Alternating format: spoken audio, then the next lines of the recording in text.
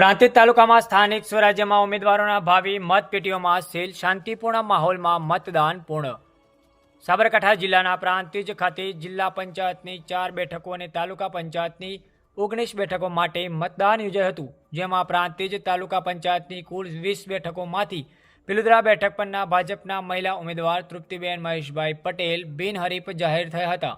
જેમાં સ્થાનિક સ્વરાજ્યની ચૂંટણીને લઈને મતદારોનો સવારથી જ મતદાન કેન્દ્રો પર મતદારોએ ઉત્સાહ સાથે ગરમીમાં પણ મતદાન કર્યું હતું.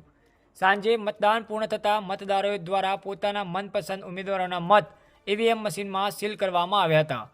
તો પ્રાંતિજ પોલીસ દ્વારા પણ મતદાન કેન્દ્રો પર ચુસ્ત બંદોબસ્ત ગોઠવી દેવામાં આવતા શાંતિપૂર્ણ માહોલમાં મતદાન પૂર્ણ થયું હતું.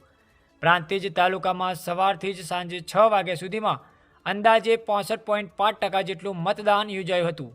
ત્યારે આ મતદારો કોને પડતા મૂકે છે અને કોને ઉચકે છે, ત્યારે કોને વિજયની વરમાળા પહેરાવે છે તે તો મતગણતરીના દિવસે જોવું રહ્યું. ત્યારે મતગણતરી 28 એપ્રિલ 2026 મંગળવારે Prantij Shrimati arts and commerce college Kamalpur ખાતે હાથ ધરવામાં આવશે. અહેવાલ અલ્પેશ નાયક.